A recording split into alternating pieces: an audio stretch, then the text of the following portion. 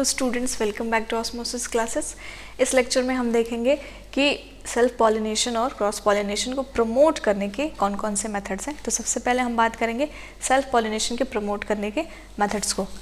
तो self pollination को promote करने के लिए सबसे पहली जो कंडीशन होती है वो होती है मोनोक्लिंगी, जिसमें क्या होता है, प्लांट जो है वो बाइसेक्सुअल फ्लावर्स प्रोड्यूस करेगा।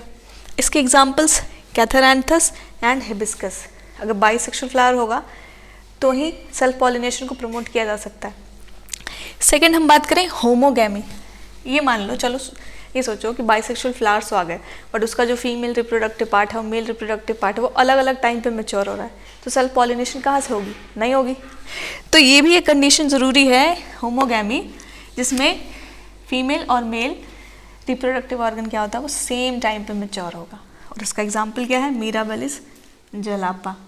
ठीक। थर्ड जो है वो आपका क्लिस्टोगैमस फ्लावर। अब क्लिस्टोगैमस फ्लावर्स वो होते हैं जो कभी खुलते नहीं हैं, they do not Bloom.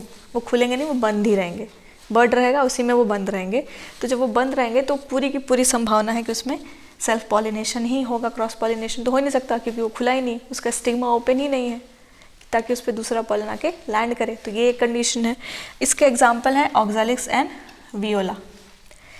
Self pollination को प्रमोट करने के 3 मेथड्स, मोनोक्लिंगी, होमोगैमी और क्लिस्टोगैमस फ्लावर्स। ये आपको आई होप समझ में आ गया। अब हम बात करते हैं जीनोगैमी की। क्रॉस पॉलिनेशन को प्रमोट करने के क्या क्या कंडीशंस हैं। पहला कंडीशन है डाइक्लिंगी कंडीशन। इसमें क्या होता है? Production of unisexual flowers. Bisexual flower ना प्रोड्यूस करके प्लांट क्या करेगा? यूनिसेक्सुअल फ्लावर्स प्रोड्यूस करता है ताकि सेल्फ पॉलिनेशन से बचा सके, क्योंकि उसको प्रमोट करना है किसको? क्रॉस पॉलिनेशन को। इसके एग्जांपल्स में आप सारे मोनोइशियस प्लांट्स हो गए, डायसियस प्लांट्स हो गए, हम उसको लेके चलते हैं क्योंकि हमने पिछले लेक्चर में देखा था कि ये कंडीशन सबके लिए वैलिड है। दूसरा जो है वो डाइकोगैमी।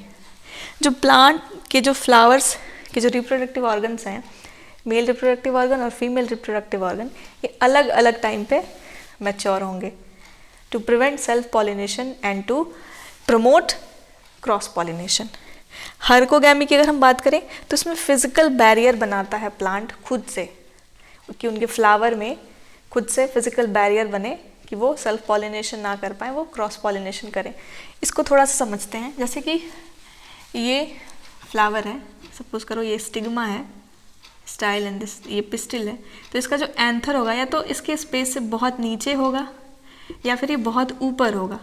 मतलब एक स्पेस दे देते हैं, इतना ज़्यादा स्पेस कि सेल्फ पॉलिनेशन उसमें ना हो सके। अगर स्टिग्मा यहाँ है तो एंथर को यहाँ बना देंगे, या फिर अगर स्टिग्मा यहाँ है तो एंथर इतना ऊपर होगा। तो एक जो स्पेस है बहुत ज़्यादा गैप क्रिएट कर देता है प्लांट खुद ही, ताकि क्या कर सके? सेल्फ पॉलिनेशन से बचा सके। और इस कंडीशन को हम बोलते हैं हर्कोगैमी। किस में देखने को मिलता है? कैलोट्रोपिस और लीमा बीन्स। फोर्थ जो है आपका वो है कैस्मोगैमस फ्लावर। क्लिस्टोगैमस का अपोजिट कैस्मोगैमस फ्लावर। ये फ्लावर्स क्या करते हैं? ब्लूम करते हैं, खुलते हैं। खुलेंगे नहीं तो दूसरा पॉलन गिरा के लैंड कहाँ से करेगा?